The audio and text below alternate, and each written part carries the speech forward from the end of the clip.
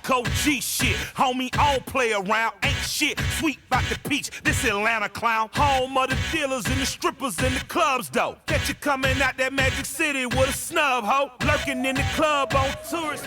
All right, what's up? I'm Killer Mike, a.k.a. Mike Bigger. This is South by Southwest, and I am in the Doc Martin house. And all that nigga found was some Ruger and some pain. Pow, motherfucker, pow, come up off the chain. Pow, motherfucker, pow. Killer Mike is probably like defined by two styles. I'm a working class kid, so my roots are like boots and overalls and Carhartt jackets and whatnot. Like my roots are that because my grandpa hunted and fished and worked. So, you know, I grew up wearing what your dad or your granddad wears. That's why I kind of like the Doc Marten stuff. Like I wouldn't feel bad working on my car, rinsing these off, and then just taking my girl out, just rolling the pants a little higher, putting on a nicer shirt. This will work for me. But my other thing is like just kind of very preppy. That's the kid that went off to college at Morehouse, and the kid that my grandparents raised is a kid who wears Levi's jeans, Doc Marten boots, and a V-neck t-shirt. This is my grandfather, and I dress like him. I rapped about buying a pair of overalls a couple verses ago, and like I went and just bought a pair because it's easier. So for me, you know, it's just utility. You know, I like oversized pockets to put stuff in my cargo shorts. I like for my jeans to be able to take a stain, and you know, if I wash them to keep on ticking. Men are supposed to do stuff with their hands. Like if I have a handkerchief, it's not just because I'm gangbanging. I might wipe my hands with it if I get dirty. So it's the practicality of it all. And I think the only thing that's like a splash for me style-wise is I like diamond earrings and I like fitted caps.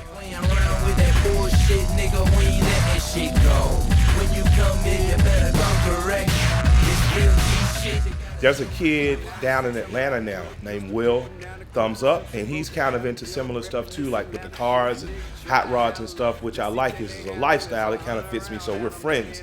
But his flows and his patterns are dope, and he's very, very clever. He's, to me, what Atlanta could be.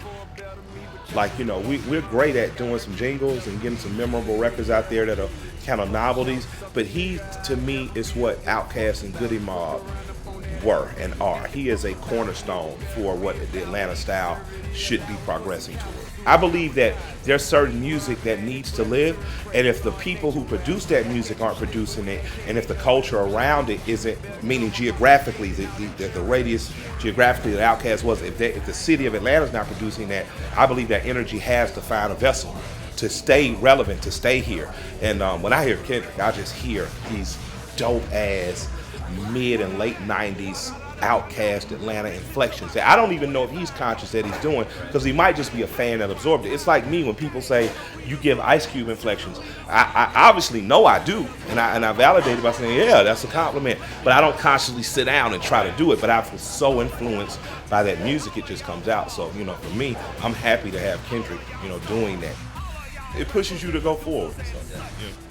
Promo, homie, you might get your ass punched. Like Def Jam, circa 83, you get rushed. If you rolling with some winners, then you rolling with I know some dumb